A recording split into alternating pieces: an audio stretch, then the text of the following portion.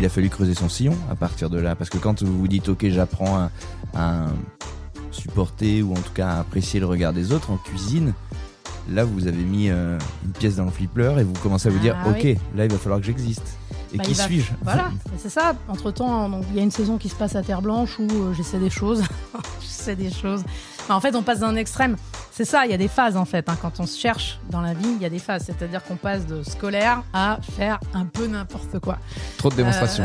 Trop de démonstrations et techniques et dans des produits qui sont pas mon univers, qui sont pas mon identité. Du foie gras avec du yuzu, puis avec un truc. Enfin, voilà, je me mets à essayer plein de trucs. Et en même temps, c'est un cheminement. C'est un parcours initiatique, il faut passer par là. Donc, il y a une saison qui se passe comme ça à Terre Blanche. Et puis, en fait, fin de saison de Terre Blanche, donc en octobre 2011, par là, je suis approchée par le Prince de Galles, à Paris. Le lieu, on précise pour les gens qui ne connaissent pas. Le Georges V est au 31 avenue Georges V, le Prince de Galles est au 33 avenue Georges V. Donc, en fait, d'un seul coup, pour moi, quand j'allais travailler au Georges V, tous les jours, je passais devant le Prince de Galles. Et là, d'un seul coup, on me dit, il y a des gros moyens qui sont déployés, l'hôtel est complètement en travaux, il y a un nouveau projet de restauration, il faut un chef pour l'incarner, etc. Donc, pareil, un peu comme dans un casting de Top Chef, je rentre dans le jeu, j'envoie un CV et puis on verra. Et puis une étape, 2 étapes, 3 étapes, jusqu'au moment où on m'emmène sur le chantier. Je me souviendrai toujours, il y a ce Prince de Galles, je rentre dans le lobby, tout était brut de béton, c'était incroyable, tout était vide, il y avait... Une coque vide, quoi. Coque vide. Et puis là, je rentre dans le restaurant, vide. Et il dit, voyez, là, ce sera le restaurant, là, ce sera la cuisine, là, ce sera... Voilà. Il dit, Stéphanie, vous allez rentrer chez vous dans le sud, on va se revoir la semaine prochaine. D'ici là, est-ce que vous pouvez m'envoyer une présentation ? Si demain, vous êtes chef du Prince de Galles, c'est quoi votre projet ? Qu'est-ce que vous faites là ? Qu'est-ce que vous faites là ? Qu'est-ce que vous faites là ? Et en fait, ça m'amuse. C'est excitant comme projet. Indépendamment de l'identité culinaire qu'on est en train d'essayer de trouver. C'est-à-dire qu'il y a un moment, là, c'est la chance d'une vie. J'ai pas encore 30 ans. Je me dis, c'est un palace à Paris, enfin, en tout cas, un 5 étoiles. C'est assez ouf. Donc j'écris un projet de manière assez sérieuse. Pendant une semaine, je fais que ça. J'envoie le projet. Et le projet, comme un autre projet, on était 2 projets qui retiennent l'attention. Et donc là, il y a un ultime entretien avec le propriétaire, les représentants du propriétaire, qui a lieu dans les Algeco devant le Prince de Galles, quelques semaines suivantes. Et donc là, j'ai pas le temps d'aller sur le Starbucks des Champs-Élysées me commander un café qui m'appelle et qui me dit, c'est vous. C'est vous, vous pouvez être là quand ?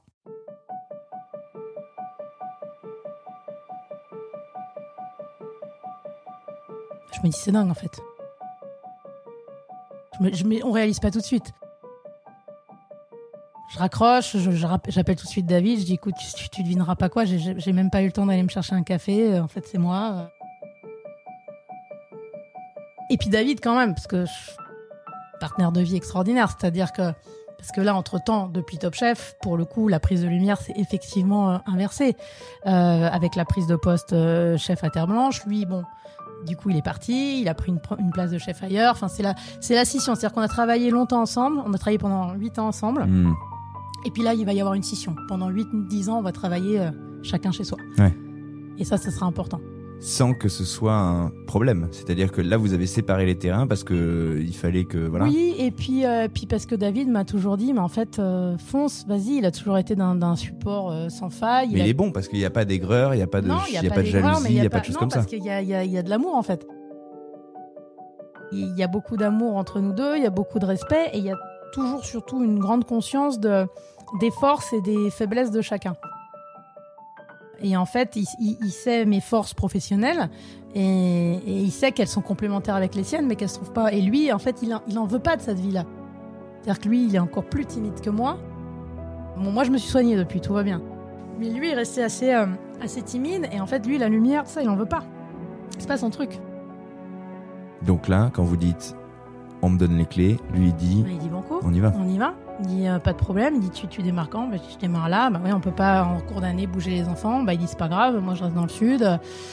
Tu feras la navette la semaine, le temps de trouver un appart, d'organiser tout. Et donc effectivement, de avril à août, je faisais la semaine à Paris et puis les week-ends dans le sud. Il a géré les enfants tout seul la semaine de manière exemplaire parce que c'est un père extraordinaire.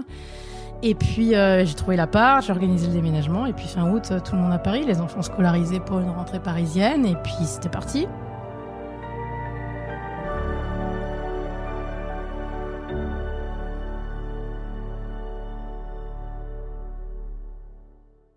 il va falloir me dire 2 trucs. Comment on dessine son avenir dans une cuisine quand on ne part de rien et qu'on se voit remettre des clés aussi prestigieuses? Comment vous avez envisagé ce que vous alliez faire?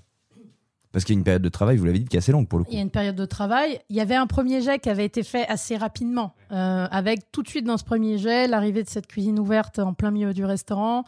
En fait, je connaissais tellement bien le Georges V, je savais un peu qu'il fallait pas du tout aller sur le terrain d'un Georges V, c'est-à-dire que au risque sinon d'être toujours le petit frère un peu. Voilà. Donc je savais qu'il fallait une rupture. Je savais qu'il fallait imprimer quelque chose de très différent de ce qui était fait à ce moment-là dans les hôtels à Paris. Donc j'y suis allée à fond avec cette cuisine complètement ouverte, pas du tout vitrée, qui était en plein milieu de la salle, dont on pouvait tourner totalement autour. J'y suis allée à fond j'ai eu la chance de travailler avec le designer qui était Bruno Borion à l'époque. Donc je savais qu'il fallait y aller à fond sur le côté des hauteurs de chaises différentes, pas de nappes sur les tables, proposer quelque chose de vraiment qui n'avait pas été fait. À ce moment-là, même, voilà, il n'y a pas encore naturalité d'Alain Ducasse au Plaza, donc ils n'ont pas encore non plus retiré les nappes. On est les premiers à le faire. Voilà, il fallait une rupture avec un chef qui avait pas tout à fait 30 ans, qui se cherchait encore sur plein de trucs. Et dans l'assiette, on reprend quand même la vraie base d'un Georges V, c'est-à-dire des jus, des sauces, des cuissons, etc. Mais tout en la dérivant un peu, tout en l'allégeant, tout en mettant quand même moins de beurre, tout en imprégnant un petit peu de sud, parce que quand on a passé 8 ans en Provence, d'un seul coup, il y a quand même cet apport d'huile d'olive, il y a quand même des poissons comme le rouget, il y a quand même ces plats-là commencent déjà à exister là-bas. Il y a un room service à penser, et puis parce que c'est ça qui me plaît beaucoup à cette époque-là dans le terrain de jeu de l'hôtel, c'est que il faut réinventer un club sandwich, il faut faire la meilleure César salade, il faut réfléchir. Moi, j'ai voulu, en plus c'était ça concomitait avec la fermeture du Ritz, donc j'ai voulu qu'on devienne le meilleur brunch de Paris, donc on a réfléchi à un super brunch. Il y avait plein de terrains de jeu assez extraordinaires. Il y a des jeunes qui m'ont suivi aussi, qui sont montés avec moi de Terre Blanche, donc j'ai fait un peu grandir tout le monde, et ça a été aussi le début de la vraie transmission, de la vraie constitution d'une brigade de gens qui commencent à être fidèles, à suivre, etc. Mais c'est-à-dire que c'est vous maintenant qui êtes figure de proue. C'est nouveau pour moi. Ouais. Il y a aller chercher un chef pâtissier, on va chercher Yann Couvreur à ce moment-là. Il y a la découverte de talents comme ça aussi à ce moment-là. C'est plein de nouveautés en fait, c'est de nouveau essayer de gagner la confiance et de sa hiérarchie, mais d'un seul coup, la hiérarchie, c'est le directeur général, la directrice des ressources humaines, le directeur de la restauration. Donc, il y a d'un seul coup se faire vraiment une nouvelle équipe sur la hiérarchie et puis les collatéraux. Et puis, en même temps, il y a une ouverture à préparer. Et une ouverture qu'on peut pas rater parce que je suis attendue quand même sur cette ouverture, parce que c'est une place qui était désirée, parce que c'est une place assez extraordinaire quand même. Un palace magnifique de la ville. C'est un événement quand ça rouvre. 5 étoiles. Et puis, moi, je viens de la télé. Et oui. C'est-à-dire que les gens ne savent pas le parcours de 2 et 3 étoiles Michelin, ne savent pas que je suis rentrée à l'école hôtelière à 14 ans, que toute ma elle fait vie, Top j'ai Chef. travaillé. Donc, voilà. Ah tiens, c'est la nana de Top Chef. Puis bon, même si j'ai jamais voulu me réfugier derrière ça, jamais, et encore pas aujourd'hui, mais il y a une petite part de misogynie, évidemment. Évidemment que je la ressens plus fort. Je la ressens même plus fort à ce moment-là que quand on est 2 jeunes femmes en cuisine au Georges V, parce que tant qu'on est commis, tout va bien. Mais là, on est chef de cuisine, et là, il va falloir montrer plus qu'un homme, c'est sûr, ce qu'on va faire. Et auprès de qui? Des commentateurs, des médias ou du public de manière générale? Auprès d'un peu tout, auprès du microcosme purement parisien de la restauration, c'est-à-dire, les cuisiniers, etc. La presse, évidemment. Les clients, d'abord. Puis il n'y avait jamais eu d'étoile au Prince de Galles. Ça n'avait jamais performé en restauration. Il n'y avait pas d'ambition gastronomique, ou en tout cas, elle n'était pas atteinte. Et là, d'un seul coup, ça changeait. Donc je prends ça très à cœur. Et en même temps, c'est excitant. Et pour le coup, on m'a laissé une page blanche. Et c'est la chance d'une vie. C'est-à-dire que quand même, on m'a vraiment fait confiance sur cette ouverture, que ce soit la famille propriétaire ou le directeur général de l'ouverture. Ils ont été extraordinaires. Et je dis toujours, encore aujourd'hui, il y a une part de moi-même qui est très forte au Prince de Galles, parce que c'est aussi la première fois que j'ai à dessiner une cuisine avec le cuisiniste. J'ai dessiné les pianos. Le moindre centimètre de cette cuisine a été pensé, réfléchi. Et là, vous donnez naissance à quelque chose. C'est fou de mettre son empreinte sur un lieu. Parce que prendre un lieu, c'est une chose, mais le dessiner et le concevoir, ça rajoute une strate, un attachement qui est particulier. Je vous dis, c'est la chance d'une vie. J'ai un attachement très fort à cette maison, forcément. On ouvre en mai 2013. prend une première étoile quelques mois après, en 2014. À tous ceux qui l'ont vu arriver en se disant ouais, on va voir, bon, là, les gens se taisent un peu, là. Mais vous savez, ça, c'est un peu... je vais vous dire un truc, c'est un peu l'histoire de ma vie. C'est-à-dire que toute ma vie, et j'ai que 42 ans, mais toute ma vie jusqu'ici, on s'est évertué à m'expliquer que j'y arriverais pas. Le directeur de l'école hôtelière m'a expliqué que j'y arriverais pas. Dans cette cuisine, à Roquebrune-Martin, on m'a expliqué que j'y arriverais pas. Quand il a fallu reprendre à Terre Blanche, faire garder les enfants, machin, on m'a expliqué que j'y arriverais pas. Quand j'ai fait Top Chef, on m'a expliqué que je gagnerais pas. Quand j'ai pris le Prince de Galles, on m'a expliqué que j'y arriverais pas. Quelques mois avant ma 2e étoile au Prince de Galles aussi, on m'a dit Stéphanie, vous êtes formidable, vous avez une cuisine extra, mais faites pas assez de lobbying, vous êtes pas assez dans les réseaux, vous n'aurez pas 2 étoiles. Quelques mois après, je les avais. Donc en fait, je veux dire merci à tous ces gens qui m'ont expliqué que j'y arriverais pas, parce qu'il y a rien de... Après, c'est des histoires de caractère, c'est parce que j'ai le caractère à ça. Mais le problème des gens qui vous expliquent que vous n'y arrivez pas, c'est que quand on a un caractère comme le mien, c'est boostant. Mais ça peut tuer des gens motivés et voilà. Et donc moi, en fait, je fais extrêmement attention à ça parce qu'en fait, les gens fonctionnent tous différemment. Ils donc, peuvent pas le recevoir de la même manière. Tout le monde ne reçoit pas les messages de la même manière. Mais donc, effectivement... Et les vôtres étaient de votre côté. Vous avez toujours eu, certes, Ouais. des gens qui vous disent non, mais par contre, votre garde rapprochée, vous avez toujours dit feu. Toujours.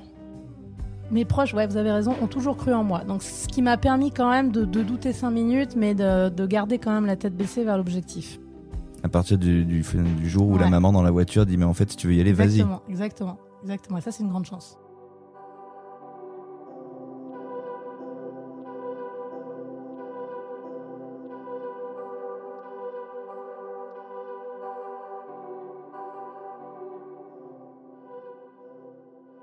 Donc 2014, première étoile, et puis après, les années se défilent, et puis après, on se prend au jeu, parce que c'est ma première étoile à moi.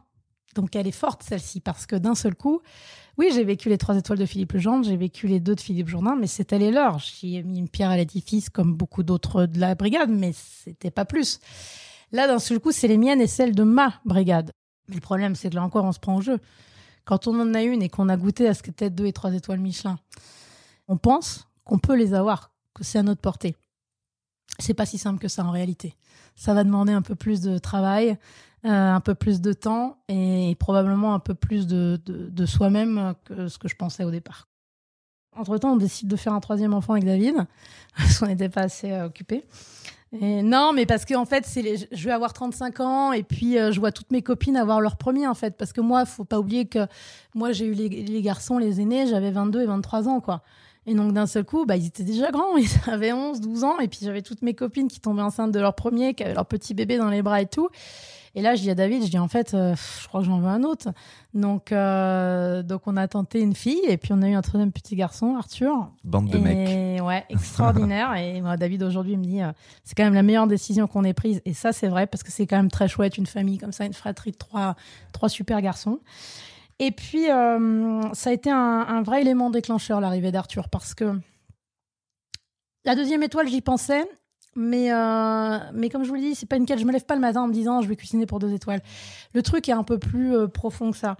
Mais l'arrivée d'Arthur en 2017 me fait surtout prendre conscience que petit à petit, je me suis prise au jeu des beaux hôtels, je me suis prise au jeu des étoiles, je me suis prise au jeu de tout ça avec beaucoup d'esprit de compétition.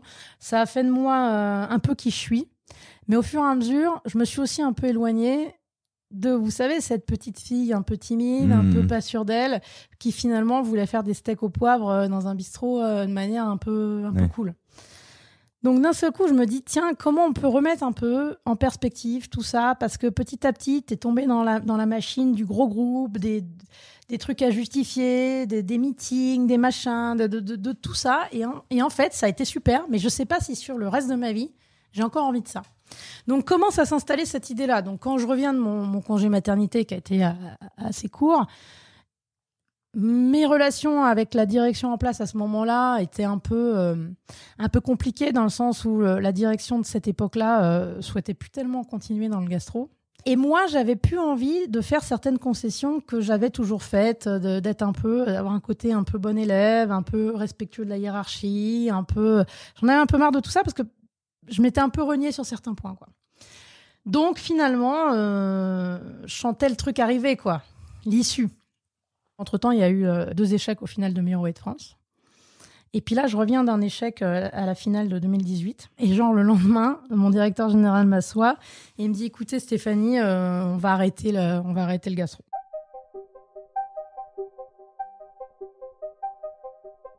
Donc, qu'est-ce qu'on fait ?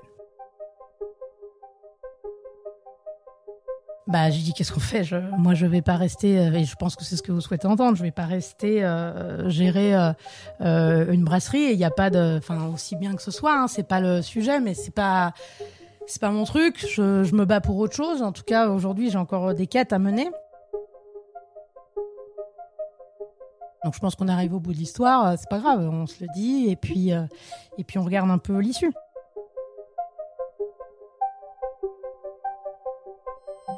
Sauf qu'en regardant un peu l'issue, entre-temps, un mois après, tombe une 2e étoile Michelin.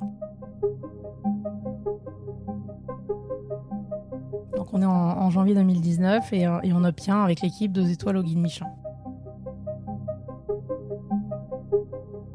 Bon bah là, après, quand il y a une rupture, il y a une rupture. C'est-à-dire que moi, on a beau m'expliquer que finalement, peut-être que j'étais déjà passé à autre chose en fait. Donc je suis partie du Prince de Galles un mois après, avec une équipe. C'est curieux quand même, hein. Ça, c'est un timing qui est assez rare quand même. De vivre un sacre dans une contrariété de timing et de perspective. C'est ça, mais en fait, moi, là où ça m'a fait le plus mal, c'est pour l'équipe. Parce que l'équipe, vous savez, j'ai ce côté un peu... je les materne un peu, c'est-à-dire que je suis avec mes équipes un peu comme je suis avec mes propres enfants, c'est-à-dire que pour le coup, il y a ce côté très maternel. Et en fait, bah, j'avais pas mal pour moi, j'avais mal parce que quand je croisais le regard de mon équipe, de mes cuisinières, de mes cuisiniers, qui avaient quand même tellement travaillé pour en arriver là, qui même si on se le verbalisait pas, on savait qu'on en avait envie, et d'un seul coup, ça tombe et on vous ferme le restaurant. Et en fait, ça me faisait mal, quoi. Je pouvais pas les regarder dans les yeux.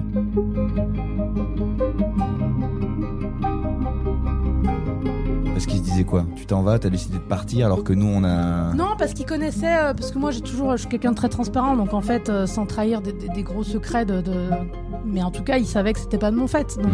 Donc voilà. Sauf que là, se pose la question, qu'est-ce qu'on fait derrière ?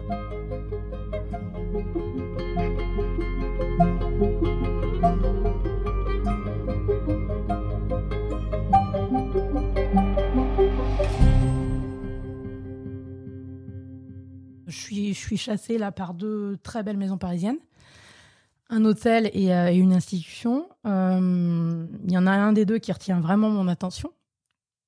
Et puis quand même parallèlement, je regarde des lieux parce que j'ai ce déclic que j'ai eu avec l'arrivée d'Arthur. Est-ce que c'est pas le moment ? Est-ce que de se rapprocher de soi. Oui, parce que je pense que les coups du destin peuvent être aussi de formidables opportunités. Et c'est toujours comme ça que j'ai abordé la vie. Donc en fin de compte, je me dis qu'il faut regarder un peu. Donc je visite 2 endroits. J'en visite un dans le 8e ailleurs et puis je visite ici. Bon, et puis je donne pas tout de suite parce que je regarde aussi ce qu'on me raconte sur la place qu'on me propose, tout ça, machin. Et puis à un moment, une évidence. Alors je vais vous faire rigoler, j'ai jamais raconté cette anecdote parce que là encore, quand je vous ai dit, je suis une instinctive. Et en fait, je finis un rendez-vous... en haut des Champs-Élysées, un peu le dernier rendez-vous pour m'expliquer le nouveau poste potentiel que je pouvais prendre. Et puis là, je mets mes écouteurs pour descendre chez moi à pied. Et puis là, je mets une playlist. Il y avait Benjamin Biolay, que j'adore. Et il y avait une chanson qui s'appelle Les Cerfs-Volants. Et là, la première phrase de cette chanson, c'est « À mesure que le temps passe, je mesure le temps qui passe ». Et là, d'un seul coup, j'ai eu un flash, en fait. C'est débile, hein, ce que je vous raconte, mais c'est ma vie. C'est pas débile, c'est un tournant de vie. Et là, d'un seul coup, je vous dis, le côté très instinctif. Là, tout de suite, sur un coup de tête, j'ai dit non, en fait. Là, tu dis non à cette place-là. Elle est formidable, mais en fait, tu vas répéter l'histoire. Tu vas refaire un Prince de Galles. C'est pas ça. Tu prends le 32 avenue Matignon et c'est tout. Ça va être comme ça. Et là, j'appelle David. Je lui dis, écoute, je vais dire non. Et on va retourner aller visiter le truc que j'ai vu là à côté du Bristol et on va voir. Et là, David, impérial comme d'habitude, me dit comme tu veux, c'est toi qui le sens. C'est comme tu veux. Et voilà. Et donc, on a fait ça. À mesure que le temps passe, Je mesure le temps qui passe et tandis que l'eau s'étend jusqu'à l'autre bout de l'étang. Je regarde. On est en mai 2019, donc on signe vite ici. Et puis il faut vite ouvrir. Parce que moi, l'idée, c'est quand même d'essayer d'être dans le Michelin d'après. Donc on fait un truc de ouf ici, on fait un truc de dingue. Entre-temps, les murs ont été rachetés, le loyer a doublé. Enfin, c'est stratosphérique ici. Mais après, tellement persuadé que ça devait se faire ici que je dis, c'est pas grave, tant pis, on va payer le double de loyer. Et puis, on y va. Et puis, la banque suit. Et puis, il y a une espèce de super projet qui se met en marche. J'avais rencontré ce duo d'architectes, Toro et Lyotard, sur un autre projet via des copains. Et je leur avais toujours dit, si un jour je fais un restaurant, vous me ferez mon restaurant. Les mecs, je les ai appelés. Ils ont dessiné en 3 semaines. Ils m'ont dit, je te préviens, si ça te plaît pas, et qu'il faut rechanger des trucs, t'auras le droit, mais t'ouvriras pas en octobre. Par chance, il y a un moment, il y a un alignement de planètes. Et on n'a rien lâché et on a ouvert le 9 octobre. Et là, vous vous dites quoi ? Vous allez faire quoi ? Est-ce que la cuisine, on la repense différemment ? Là, c'est génial parce que d'abord, toute l'équipe suit. Donc, tous les gens qui avaient la larme à l'œil... Voilà, ils vont pouvoir refaire quelque chose ici.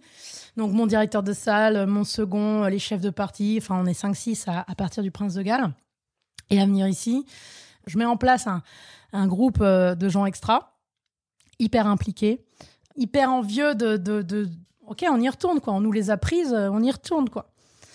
Et donc là, il y a une émulation assez géniale. À la fois, j'ai envie parce que la scène, c'était moi. Et eux n'allaient pas garder ce restaurant de toute façon. Donc en fait, dans un deal un peu de départ, j'ai dit, écoutez, en fait, j'ai la maternité de ce restaurant, de son nom, est-ce que... Voilà. Et pour le coup, ils ont été mon joueur. Ils m'ont dit, mais oui, c'est vrai. En fait, la scène, c'est vous. Donc allez-y, faites-en ce que vous voulez. Donc, on a transposé ici, en faisant quelque chose, mais en allant beaucoup plus loin, en fait. Donc, ça allait pas être 48 couverts, mais ça allait être 28. Ça allait être encore plus ouvert, ça allait être encore plus intimiste, encore plus incarné. On allait lâcher un peu les chevaux ici, quoi. J'allais pouvoir être moi-même, en fait. C'est-à-dire que le carcan de l'hôtel, le carcan du respect de la hiérarchie, parce qu'on n'est pas chez soi et que quand on est bien élevé, quand on n'est pas chez soi, on respecte les règles de chez qui on est. En fait, ici, mes règles, en fait. Vas-y, lâche-toi. Donc ici, je me suis lâchée, on y est allé à fond, on a mis avec David toutes nos économies dans ce projet, toute notre cave personnelle, elle n'était pas lourde, mais on a démarré un peu comme ça. Et puis surtout, une équipe extraordinaire, dédiée à 2000%, et voilà, et on y est allé, puis on a ouvert, et puis... Mais sur le goût, vous parliez de marqueurs ? Ouais. On est allé beaucoup plus loin. Et c'était drôle d'ailleurs les réflexions des clients à cette époque-là, parce que des plats qui étaient sensiblement les mêmes, les clients les trouvaient meilleurs ici. C'est complètement de la perception, hein, parce que je pense pas que ma cuisine en 3 mois ait évolué. Pas oui, mais vous avez peut-être forcé les traits. Non, vous avez peut-être appuyé. Ou alors inconsciemment, mais je pense pas à ce moment-là. J'avoue que quand on a ouvert, je l'ai quand même joué. Il y avait l'intention qui était là, mais dans la réalisation, les premiers mois, on était quand même un peu prudent parce que. Oui, il fallait maintenir ce niveau. On savait pas, on pensait pas avoir 2 étoiles. On s'est dit, si on est dans le guide et qu'on a une étoile, déjà, ce sera formidable. Et l'année prochaine, on verra. Et encore, je vous ai parlé plein de fois d'adrénaline, mais c'est une adrénaline qui est tellement extraordinaire. C'est-à-dire que c'est... Le jour de l'ouverture ? Alors moi, j'ai eu un gros coup de flip, c'est 15 jours avant l'ouverture. Parce que là encore, cette maison ici, au 32 Matignon, je l'ai faite à l'instinct. Donc, elle est sur 2 niveaux. Donc, on rentre par le rez-de-chaussée. J'ai voulu faire une partie bistrot, très lumineuse, très chouette, très fraîche. Et puis, j'ai voulu faire le restaurant étoilé, la table un peu gastronomique avec la cuisine ouverte en bas, au -1. Alors, il y a un puits de lumière, mais on est au -1. Et je l'ai fait de manière très instinctive, très intuitive. Enfin, je me suis dit, la maison va ressembler à ça. Et c'est le pitch que j'ai donné aux architectes. Sauf que 15 jours avant l'ouverture, je me retrouve en haut de l'escalier à descendre. Il n'y avait pas encore toutes les tentures, il n'y avait pas encore... Et d'un seul coup, pareil, comme un flash, d'un seul coup, mais qu'est-ce que t'as... Une réalisation. Mais qu'est-ce que t'as fait ? T'es allé mettre le restaurant en sous-sol. Mais qu'est-ce que t'as fait ? Et si ça marchait pas ? D'un seul coup, j'ai cette phrase. Et si ça marchait pas ? Si les gens n'aimaient pas ? Si c'était une barrière ? Si c'était un frein ? Mais qu'est-ce que t'as fait ? Tu te rends compte ? Donc là, gros coup de flip. Et pendant 15 jours avant l'ouverture, une grosse pression parce que finalement... C'est un peu comme un film, c'est un peu comme un spectacle. Tant que les premiers spectateurs se sont pas assis, tant qu'on sait pas s'ils rient là où on a prévu qu'ils allaient rire, pleurer là où on a prévu qu'ils vont pleurer ou qu'ils doivent pleurer, on sait pas en fait. Ça appartient au public tout ça. Et nous en fait, un restaurant, il appartient aux clients. Donc tant qu'il n'y a pas eu les premiers clients, la première salle, j'ai eu un gros doute. Et puis d'un seul coup, dans cette maison, la magie a opéré tout de suite. Tout de suite. C'est-à-dire que les gens ont tout de suite compris qu'il fallait finalement s'immerger un peu dans l'univers, qu'il y avait ce cocon qui était créé, qui déconnectait un tout petit peu de la réalité, du temps, et en fait qui participait vraiment à ce qu'on vit dans l'assiette aussi, parce que d'un seul coup, votre perception, elle est quand même un peu différente. On vous embarque dans l'aventure. Et puis là, effectivement, tous les marqueurs sont plus forts, c'est-à-dire qu'il n'y a pas de séparation entre la salle et la cuisine. Je vais, je viens, je passe. Il y a un côté, je dis toujours ici, c'est une auberge 2 étoiles, mais c'est une auberge. Et je tiens beaucoup à ce mot aubergiste, quoi. Je veux dire, j'aime profondément aujourd'hui mon métier d'aubergiste, de restauratrice, ce côté recevoir les gens à la maison, l'incarner. Et c'est quelque chose qui vous ressemble. Ouais, d'un seul coup, je suis revenue à mes basiques, en fait.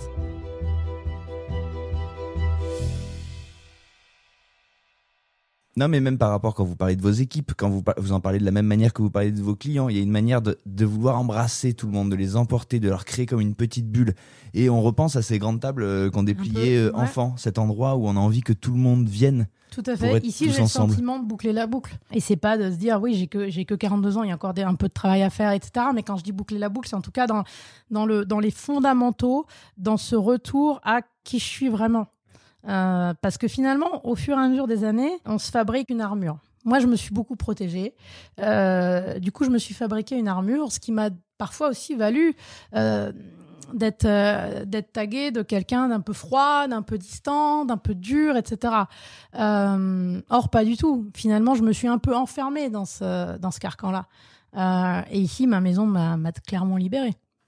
J'ai créé ce podcast il y a 3 ans. Et dès le premier épisode... on m'a dit mais tu devrais faire un épisode sur Stéphanie Lequelec. Et j'ai dit non, parce que elle a pas encore envie de nous raconter qui elle est, qu'elle ait envie ou pas, ou en tout cas je le sens pas. Mais pourquoi il y a une froideur qui est renvoyée à un truc. Ouais, mais je pense que vous avez probablement raison. Et cette année, quand je vous ai revu, je me suis dit j'ai envie de l'entendre parce que je sais qu'elle est plus dans cette posture-là. Oui, parce que donc entre-temps, il y a eu ma maison, il y a eu un Covid, mais il y a eu d'autres projets. Il y a eu la création de MAM, notre traiteur pâtisserie, et puis il y a eu David, où c'était le moment de revenir, après avoir été chef du Moulin Rouge brillamment, de l'avoir inscrit au Goemio, etc. Il y a eu ce Covid où d'un seul coup, on a dit, mais en fait, on a dépassé tout ça. On a des complémentarités culinaires et en termes de management. On a une maison, on va bientôt en avoir une deuxième avec MAM. En fait, allons-y. Et donc, du coup, il y a eu Vive derrière parce que clairement, il a eu envie aussi de s'exprimer. La maison mère. Maison mère. Et puis, il y a tout ça. Et puis, donc, en fait, et puis j'ai eu 40 ans. Donc, en fait, il y a un moment, c'est une espèce d'étape dans une vie où on se dit, mais en fait, c'est quoi ? On peut baisser la grille. Ouais, on peut baisser la grille. Et puis, en vrai, moi, je suis très en phase aujourd'hui avec qui je suis, ce que je fais. Et en fait, là où je suis très tranquille, c'est que je me dis, tout pourrait s'arrêter là, en fait. Ouais. C'est-à-dire que j'ai déjà eu tellement plus que ce que j'aurais pu espérer. Moi, la petite fille, un petit peu toute seule dans une cour de récré, à penser à cuisiner, et voilà, un peu en marge, un peu à qui on expliquait qu'elle allait pas y arriver, qu'elle avait pas sa place, etc. Donc en vrai, jamais j'aurais pu espérer tout ça, mais jamais même j'aurais pu le rêver. Donc finalement, je me dis, tout peut s'arrêter là, tout va bien. Donc en fait, j'ai plus vraiment... Peur. J'ai plus peur et puis j'ai pas grand chose à perdre en fait. Mes fils sont là, 20 ans, 18 ans, ils se lancent dans la vie. Le petit 7 ans, c'est d'autres bonheurs parce qu'on n'est pas les mêmes parents quand c'est un peu plus tard. Donc en fait, je me considère comme une grande chanceuse. Alors bien sûr, j'ai travaillé pour et j'ai rien volé. Et je continue à travailler avec beaucoup de passion, d'envie et de sincérité. Mais j'ai envie de travailler différemment aussi. Et aujourd'hui, surtout, j'ai envie plus que de faire des choses qu'avec des gens avec qui j'ai de l'affect, j'ai de l'affection, j'ai presque de l'amour. C'est-à-dire qu'aujourd'hui, mes équipes, ouais, c'est une deuxième famille. Ici, Pierre Chirac, mon chef pâtissier, ça fait 5 ans et demi. C'est comme mon petit frère. C'est le prolongement de moi sur le sucré. C'est une personne exceptionnelle. Que j'aimerais avoir dans ma famille. Enfin, je veux dire, c'est quelqu'un avec qui, même si demain on ne devait plus travailler ensemble, c'est des liens très forts. Joseph Desserpris, qui est mon directeur de salle, Méro de France, qui est maintenant directeur d'exploitation des maisons. Mathias Ménard, mon chef sommelier, 4 ans et demi de maison. mes jeunes qui sont autour de moi. Enfin, tout ça, ça compte vachement pour moi aujourd'hui d'avoir ça. Il faut quand même préciser quelque chose. On l'a sauté dans le récit, c'est de ma faute, mais ces gens-là et ces équipes à qui on avait pris 2 étoiles, ils les ont retrouvés. Ouais, on les a retrouvés. Ouais. Non, mais ça, c'était... Elles étaient même plus belles.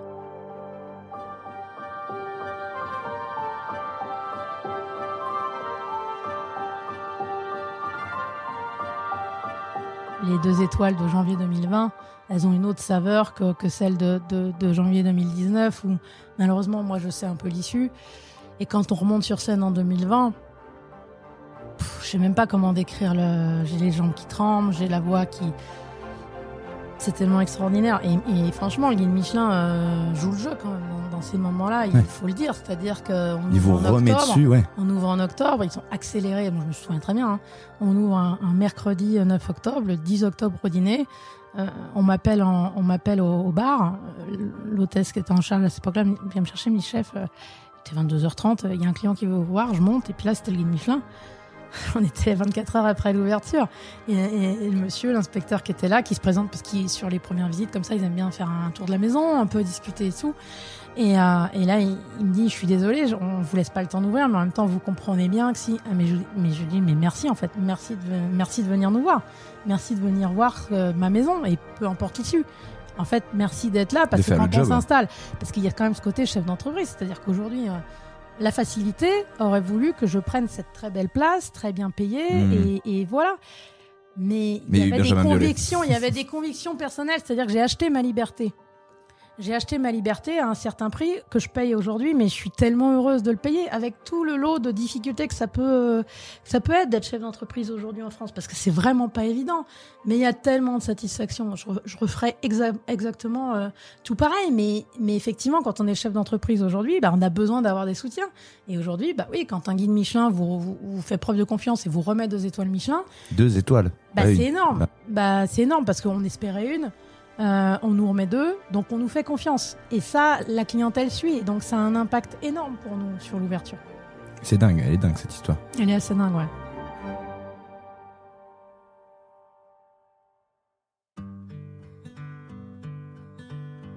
Elle est assez extraordinaire. Mais je veux dire, chaque marche que j'ai franchie dans ma vie a été assez dingue. Et vous savez, je garde une forme de naïveté, hein. Je reste un peu petite fille des fois. Enfin, je suis avec David des fois et on se dit, tu te rends compte la chance qu'on a, tu te rends compte. Et bien sûr, et lui des fois il dit ouais, mais enfin tu l'as pas volé. Oui, je l'ai pas volé, mais il y a tellement de gens qui travaillent aussi dur que nous et qui malheureusement récoltent pas forcément le fruit de leur travail. Donc je continue à dire qu'on est quand même chanceux et que ces métiers restent des ascenseurs sociaux extraordinaires. Pourquoi vous l'avez appelé La Seine, ce restaurant ? Alors la Seine, d'abord c'était au Prince de Galles, et en fait parce que il y avait cette cuisine ouverte en plein milieu qui était finalement très théâtrale. Donc finalement tous les regards assez naturellement sont attirés par ce qui se passe en cuisine, donc un petit peu comme si c'était une scène. C'est marrant pour la petite fille qui voulait se cacher tout le temps quand même. Ouais, c'est vrai. Ouais. C'était peut-être le signe que c'était le moment d'assumer.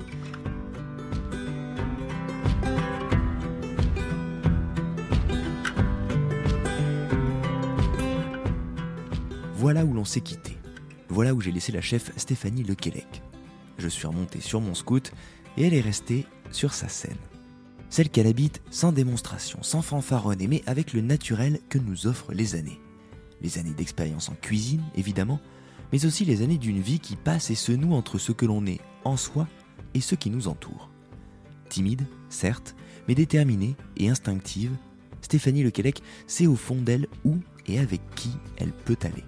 Et vous l'avez entendu, cela ne vive pas dans l'absence ou dans le silence, car jamais sur ce podcast, un chef n'aura tant fait référence à son entourage.